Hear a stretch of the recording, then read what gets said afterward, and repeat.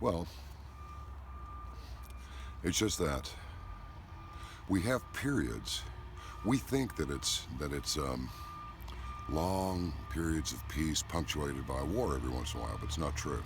It's long periods of war punctuated by peace every once in a while. And it seems that maybe one of the more peaceful decades, not the whole decade numerically, but 10-year segment, was between 1953 and 1963, when we got out of the Korean War, got out of that whole Korean thing, and before the assassination of John Kennedy. Now, there was a lot of stuff going on back then that was nefarious, and we would find out how nefarious it was later.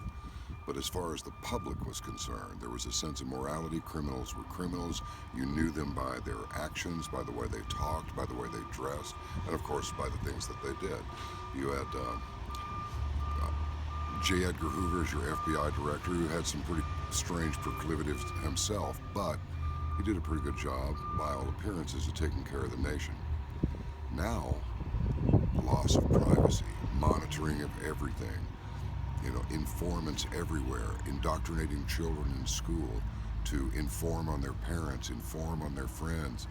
Anybody that says anything about anybody, oh, this is to be reported, this is a crime against humanity on a minor. It's like a misdemeanor crime against humanity. So, as I say, the old America is what Russia looks like now. Vladimir Putin has put together and is maintaining. And I don't know him, he's not my best friend, as Mr. Trump said, he's not, but he's put together a secular society that has not given up its religious or its traditional cultural roots. Hasn't given it up. And the society is pretty stable. Putin deals ruthlessly with Islamic terror. He just obliterates it. And believe me, if he didn't, he would have far more serious problems than anything that Western Europe has experienced so far, as much of a stretch as that may seem for some.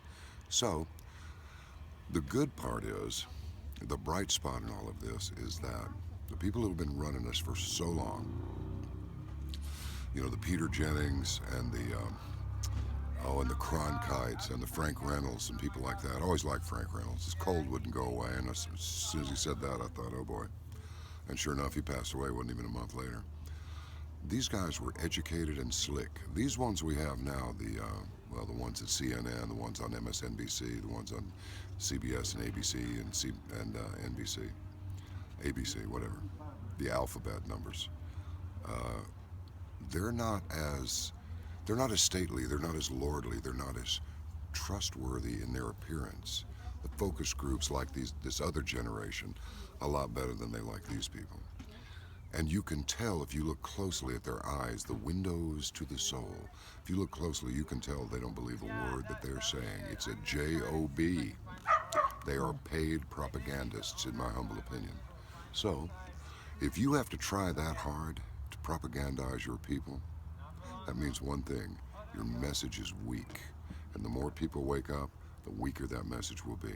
We will win. Don't ever doubt that we will. But remember this. Number one, you were born for a time such as this. What makes you think that you weren't? And number two, dance with the one who sent you. That would be the Lord.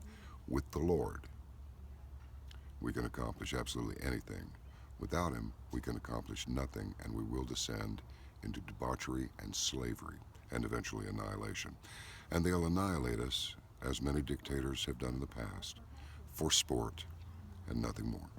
So let's not let that happen. If not for ourselves, then for those who come after us.